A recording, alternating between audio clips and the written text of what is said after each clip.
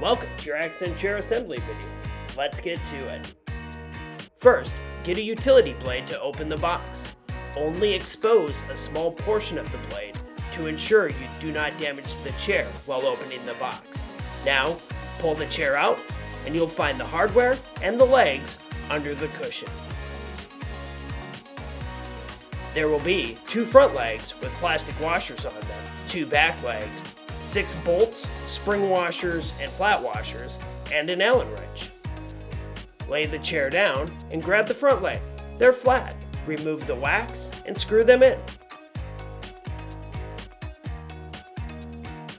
Next, take the 6 bolt, place the spring washers and then the flat washers on them. Then, grab the rear leg. They'll be labeled L back and R back.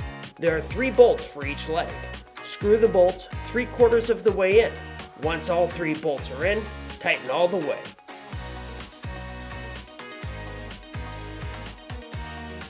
Now, stand up your chair and you're finished.